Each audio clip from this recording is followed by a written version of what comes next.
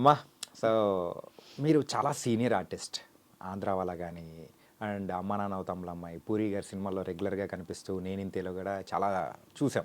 So ఎక్కడి నుంచి మొదలైంది ప్రయాణం అనేది, ఎప్పుడు మొదలైంది?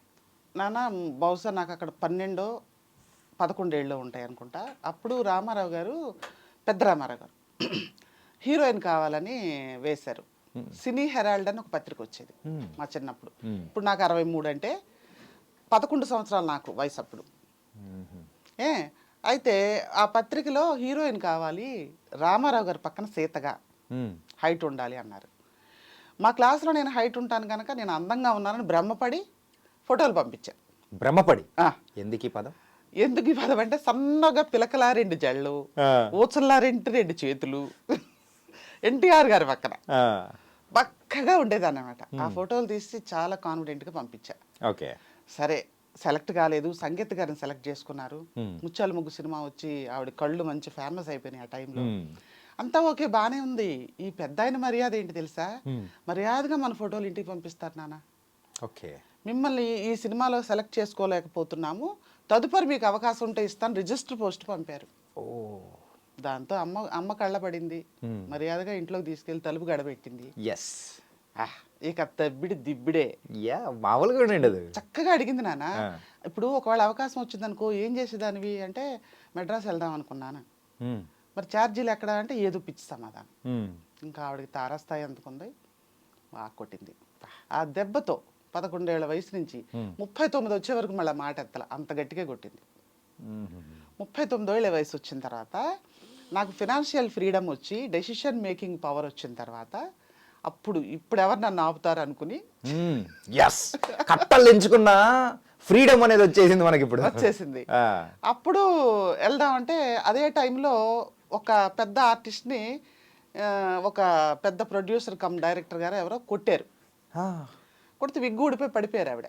ఓకే ఏంటి అని మూవీ న్యూస్ చదవటం నాకు బాగా అలవాటు. ఏంటంటే ఏదో అని చెప్పారు. ఎందుకు వచ్చింది గొడవలే, ఇప్పుడు కొడతారేమో మనకు కూడా సరిగ్గా రాకపోతే అని చిరంజీవి గారి ఇంటర్వ్యూస్ అన్ని నేను కట్ చేసి పెట్టుకునేదాన్ని. ఇదే వ్యవహారం, ఇదే లోకం. ఆయన ఏమన్నారంటే నాకు ఎవరు పరిచయాలు లేక ఎవరో ఒక ఇంట్రడక్షన్ కావాలి కదా అని నేను ఫిల్మ్ ఇన్స్టిట్యూట్లో జాయిన్ చేశాను. వాళ్ళు కొంతమంది రెఫరెన్సెస్ ఇస్తారు మనకి. ఓకే ఇంకేంటి అంత సక్సెస్ఫుల్ పర్సన్ని ఫాలో అయిపోదాం అని కిషోర్ నమీద్ కపూర్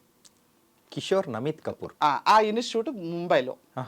తర్వాత రామ్ చరణ్ గారి నోటంట, మన హీరోలు పెద్ద పెద్ద వాళ్ళ నోటంట వచ్చిన తర్వాత అమ్మయ్య నేను కూడా ఇక్కడ చేశా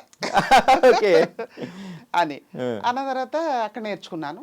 ఫీజులో కూడా బాగా తగ్గించారు. ఓన్లీ పెద్ద ఆవిడ వెళ్ళి ఇప్పుడు హీరోయిన్ చేసేయాలా ఏమన్నానా, 39 కదా అప్పుడు. 1 year కోర్స్ చేసి అక్కడ అదేంటి సర్టిఫికెట్ తీసుకొని 40వ ఏట ఇక్కడికి వచ్చా. ఓకే ఇప్పుడు వచ్చి ఖచ్చితంగా 22 నుండి 23 సంవత్సరాలు వచ్చాను. వచ్చి ఇంకా మనకి ఆశ ఉందనుకో నాన్న, సంకల్పం గట్టిదనుకో ఎలా అలా వచ్చేస్తాం. అది నిజమ్మా, గట్టిగా మనం అనుకోలే కానీ ప్రకృతి కూడా మనకు హెల్ప్ చేస్తుంది అంట. అసలు నేను బాగా చేయగలను అని నాటకాల్లో స్టేజ్ మీద చేసినప్పుడు 10 మంది ఎదురుకుండా తప్పట్లు కొట్టినప్పుడు మనకు చాలా కాన్ఫిడెన్స్ వచ్చేస్తుంది. మనం చాలా గొప్ప ఆర్టిస్ట్, పెద్ద ఆర్టిస్ట్ అనుకుంటాం. సరే ఎంతో ఉంది యాక్టింగ్ మీద నాకు ఇంట్రెస్ట్ ఉందని మరి డైరెక్టర్లే ఒప్పుకుని నాకు పదే ఇస్తున్నారంటే అదే కదా. సరే వచ్చిన తర్వాత చిన్నగా ఎదిగాము. ఇక్కడ ఒక విషయం చెప్పాలి, ఇంట్రెస్టింగ్ విషయం. ఓకే వాళ్ళు నంబర్లు ఇచ్చారా చూసుకున్నాం, ఇంకేంటి అని ఆ నంబర్లు ఇచ్చిన ఆయన ఉంటారు కదా, ఎంత సంతోషపడ్డాను అన్నదానికి మీకు బెస్ట్ ఎగ్జాంపుల్. మెళ్ళో 5 కాసుల గొలుసు ఉంది, అది తీసి ఆయనకి ఇచ్చా. దేవతో తల్లి ట్విస్ట్ వినాలి. ఆయన అన్నారు ఉంచండి తాకట్టు పెట్టుకోవడానికి పనికి వస్తా అన్నాడు. ఇది ఇంకా పెద్ద ట్విస్ట్. అంటే ఏంటి ఇలా అంటాడు అని, తీసుకోండి సార్ మీకేం పర్లేదు తీసుకోండి అంటే, ఇద్దు కానీ ఓ 10 ఏళ్ల తర్వాత వచ్చి అన్నాడు. వచ్చిన తర్వాత నాకు అర్థమైంది అది జడలాగా ఉండే గొలుసు నాన్న. అది ఆ జడను ఊడదీసి ఒక్కొక్క గొలుసు ఒక్కోసారి తాకట్టు పెట్టేవాళ్ళం, ఒక్కో మంత్ రెంట్కి, ఒక్కోసారి గాజు తాకట్టు పెట్టేవాళ్ళం. ఏది ఏమైనా వెళ్ళిన చోటల్లా బాగా చేసావమ్మా, బాగా చేసావు అని అనడం వల్లే నేను ఇక్కడ ఉండగలిగా. ఇంకోటి బేసిక్గా నాన్న ఇలాగ ఇంట్రెస్ట్ ఉండి వచ్చేసిన వాళ్ళకి, ఎవరు బ్యాక్గ్రౌండ్ లేకుండా వచ్చేస్తారు కదా, వాళ్ళకి మన శ్రేయోభిలాషులు మన వాళ్ళు మనం బాగుపడాలని కోరుకున్న వాళ్ళే 1-10 సార్లు చెప్తారు వద్దు అని. మ్మ్.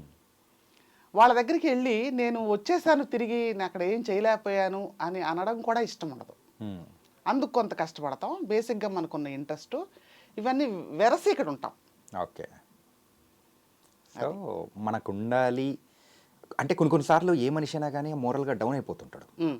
సో ఆ టైంలో ఇవన్నీ గుర్తొచ్చి లేదు వెళ్తే వాళ్ళు ఏమంటారు వీళ్ళు ఏమంటారు చచ్చినా బతికినా ఇక్కడే ఉమ్. అని అనుకొని నిలబడ్డారు అంతేనా? అవును. ఇప్పటివరకు ఎన్ని సినిమాలు చేశారమ్మా? మొత్తం 273 4 నాన్న. ఓకే. ఇంకొకటో రెండో మిస్ అయ్యా రాసుకోవడం. ఇంక ఇవి కాక యాడ్ ఫిలిమ్స్ అని, షార్ట్ ఫిలిమ్స్ అని, వెబ్ సిరీసెస్ ఇవన్నీ కలుపుకుంటే దగ్గర 300 ప్రాజెక్టులు అయ్యి ఉంటాయి. 300 ప్రాజెక్ట్. ఇంకా సీరియల్స్ కలపల. సీరియల్స్ అయితే చేస్తూనే ఉన్నారు కదా? ఎప్పుడైనా సరే ఎప్పుడు చిన్న గ్యాప్ వచ్చినా ఒక గెస్ట్ రోల్ అయినా కూడా చేసేసి వస్తుంటా. వాళ్ళతో నేను అనుబంధం తెంచుకోలే. ఓకే. అండ్ సినిమాల గురించి మాట్లాడే ముందు అసలు మీకు బాంబే పద్మ అని చెప్పేసి ఇలా పేరు అనేది ఎలా వచ్చింది, ఎవరు పెట్టారు అసలు? మిస్ అమ్మ అనే సినిమా షూటింగ్ జరుగుతుంది. ప్యారలర్గా మాది కూడా జరుగుతుంది ఆంధ్ర వాళ్ళ. రేపు నేను షూటింగ్కి రాను, నాకు మిస్ అమ్మలో తనికెళ్ళ భరణి గారి వైఫ్ వేషం పడిందని చెప్పా. చెప్తే పూరి గారు అన్నారు పర్లేదు వెళ్ళి చేసిరండి అన్నారు. కంటిన్యూటీ అన్నా పెద్ద మీరు హీరోయిన్ ఇక్కడ లేకపోతే అవ్వదు మరి అన్నారు. కంటిన్యూటీ సీన్ ఏమైనా మిస్ అవుద్దా అని అడిగా నేను. సరే వెళ్తే అక్కడికి వెళ్ళిన తర్వాత డైరెక్టర్ గారు అన్నారు ఈవిడ కాదు కదా నేను చెప్పింది అన్నారు. ఎవరంటే బెంగళూరు పద్మ అని.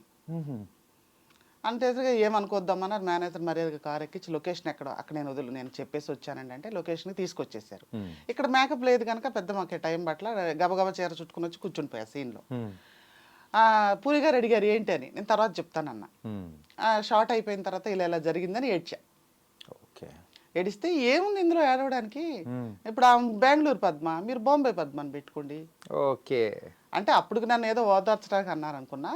కట్ చేస్తే అదేంటి టైటిల్స్లో వేశారు బాంబే పద్మ. ఓకే. అంతే. అలా మీకు బాంబే పద్మ అని వచ్చేసింది. ఇప్పుడు అలా పిలవకపోతే నేనే కంగారు పడుతున్నా. అందుకే కదా నేను ఇంట్రడక్షన్ లో ఇలా పద్మావతి గారు అంటే బాంబే పద్మ బాంబే పద్మ అని అంటే నైస్ మా. అండ్ అలాగే దీనికంటే ముందు సో మ్యారేజ్ కానీ సో ఉండింది ఎక్కడ, బాంబేలో ఉన్నారా, అండ్ తర్వాత పిల్లలు ఎంతమంది, ఇవన్నీ గురించి కూడా మనం మాట్లాడుకుందాం. ఎస్ నాన్న. ఇప్పుడు అమ్మ ఒక మా అమ్మగారు చాలా అమాయకురాలు. ఒక తెలివి తక్కువ నిర్ణయం తీసుకొని నాకు పెళ్లి చేశారు. చేస్తే నేనేమనుకున్నానంటే మాకు ఎద్దనపూడి సులోచనారాయణ గారి పుస్తకాలు అండ్ అప్పుడు పాత కథలు అర్ధాంగి సినిమా తాలూకు ప్రభావాలు మా మీద ఉండేవి. ఓకే. నేనేమనుకున్నానంటే ఇప్పుడు ఆడపిల్లల్లాగా అంచనాలు వేయటం రాదు. అప్పుడు అందులో వయసు కూడా చిన్నది. ఓకే. నాన్నగారు చనిపోగానే ఆవిడ ఇన్సెక్యూరిటీలో చేసేసారు.